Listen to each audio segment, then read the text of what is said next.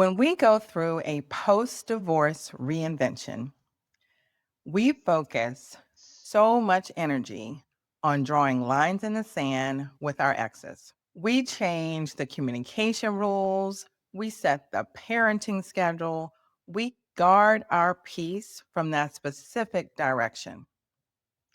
But let me ask you a question. Is your ex really the only one draining your energy right now? If not, then your ex isn't the only one who needs boundaries. Today, we're looking at the whole circle. Welcome to Wings of a Phoenix podcast. I'm your host, Trena Briscoe Matthews, and I help high achieving women 40 and over rebuild their lives with intention after divorce. Each week, I bring you real conversations, honest coaching, and the tools to help you rebuild, not just recover. If you are ready to stop just surviving and start leading your own life again, you are exactly where you need to be. So today I may ruffle a few feathers, and I just want to warn you up front. Okay, so don't say I didn't warn you. The conversation today may get maybe a little triggering. So let's see, but let's jump into it. All right. So when we think about boundaries, I think we are mostly clear on why we have them with our exes, right? We've had this relationship, it's just ended, and now we need to um, protect ourselves. We need to preserve our peace. We need to start saying no to those things that are not bringing us joy. And in doing so, we are saying yes to ourselves. So we get that. However, boundaries don't have to be solely reserved for our exes. There may be some other relationships that we have that also require some boundaries for the exact same reason. They are not bringing us joy, they are disrupting our peace. And those things and people and places are things that we also want to protect ourselves against. So I had a recent incident um, where I was with someone who was part of a larger social circle, and I noticed that our interactions were emotionally charged. They were not necessarily agreeable. And at one point, I just had to stop and think, first of all, why am I allowing this negative energy into my space? And two, is this interaction with this individual bringing me any joy whatsoever?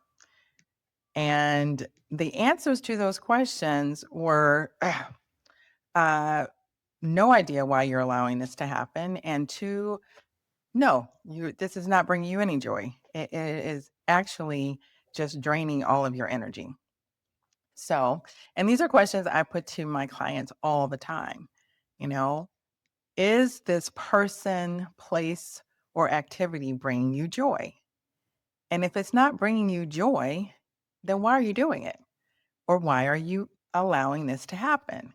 Because, remember, when we allow these types of things into our life, we are not protecting our peace. We are not prioritizing ourselves. And that is not what we're aiming for. Okay. We are also not being intentional. And we want to be intentional in this part of our life. So I want you to pause and let this sink in because it might feel uncomfortable. You can literally control who and what you allow in your life. And I want you to do that. Where I am right now in my life at this point, post divorce, is by invitation only. And for my clients that I work with, I instill in them the same thing. And this chapter of your life is by invitation only. And this is the ultimate test of you being truly intentional. Rebuilding your life with intention means you no longer live by default. You don't just have to accept whatever and whoever shows up. You have to learn to be completely okay with putting yourself first, your feelings first, your emotional state, your mindset. That should be the priority. And if you're not asking the question, is this current situation bringing me joy? What's actually happening is you are putting everyone else's comfort above your own sanity and your own peace. And, we tell ourselves these elaborate stories about why we have to tolerate these things and people that drain us. I don't want to make a big deal about it, or it's just an acquaintance, it's really not that deep. But every time you accept an environment or an activity or a person in your life that steals your joy, you are actively choosing to compromise your own peace. And why would we do that? So let's talk a little bit about what happens to your social circle after divorce. It shifts, right? You may have had those couples that were friends and now they have started to distance themselves, or people feel forced to choose sides, or you suddenly realize you have nothing in common with certain friends when you aren't complaining about your marriage. So I want you to think about it this way. The shift isn't a tragedy, it's actually a reveal. It shows you who is there for your circumstance of your life and who is there for the soul of who you are. And it's okay because sometimes people come into our life for a reason, and sometimes they come into our life for a season. And either way, it's okay. But here's the part that gets a little tricky. Why does it feel so much harder to set a boundary with a friend than with an ex? And I would say it's guilt, because with an ex, you have a clear reason to walk away. Okay. Relationship is done, you're out, you walk away, not a problem. With a friend or a longtime acquaintance, you feel like a bad person because you've outgrown them. And you may be thinking, well, maybe it was just our communication styles, or they didn't really do anything wrong to me. But sis, sometimes people don't have to abuse you or betray you to earn a boundary.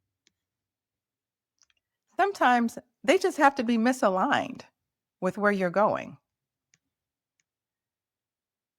And there's a distinct moment when you know a friendship has hit its expiration date. Right? When you are planning your exit strategy before you even get to the meetup, it's probably your clue that this friendship is over or it's hit its expiration date, right? And when you meet up with a person and have your exchanges and then you leave and you are feeling completely exhausted because you are emotionally drained from that interaction. Again, another clue, this has probably hit its expiration date. You want to surround yourself with people that are bringing you joy and are light and are lifting your spirits, not dampening them and draining your energy. And when the history of the friendship is the only thing that is holding it together, it has absolutely expired. And what do we do when food expires? We throw it out. We don't eat it. And why don't we eat it? Because it could be harmful. It could be toxic to our health and our well being. And it's the exact same thing. If you surround yourself with people who are not going to be helpful to your further development, and they are toxic. It's a toxic environment. It is draining your peace. It is draining your energy. It's harmful to your well-being. And when I say protect your peace, I'm not using that as a wellness slogan. I'm saying this because it protects your mental and emotional well-being. And here's what it looks like in practice. It looks like saying, I'm not available for that conversation. And it looks like leaving the party early without an explanation and without apologizing, declining the invitation to the trip, the committee, or the dinner because it fails a joy test. And here's your permission slip today. You are allowed to let go without an explanation. Okay. You don't owe anyone a closure conversation or a lengthy text explaining why you are stepping back. You don't need to litigate your boundaries. A boundary is not a negotiation. It is a statement of fact. You can quietly dial back access. You can say no thank you to the next invitation and intentionally move forward in silence and in peace. If today's episode spoke to you, feel free to leave a comment and please take a moment to like, share, and subscribe. Your support helps us reach more women who are ready to rebuild. Now, here's your next step. If you're just getting started, download my free Phoenix Reset Guide. It's a starting point I give to every woman who's ready to move from surviving to designing her life with intention. You can grab it at free.silverlinepublishing.cloud. And if you already know you are ready to do this work and you want support, I invite you to book a complimentary clarity call with me at call.silverlinepublishing.cloud. Both links are in the show notes, so wherever you are in your journey, a next step is waiting for you. I'm Trena Briscoe Matthews, and until next time, this is your season to rise.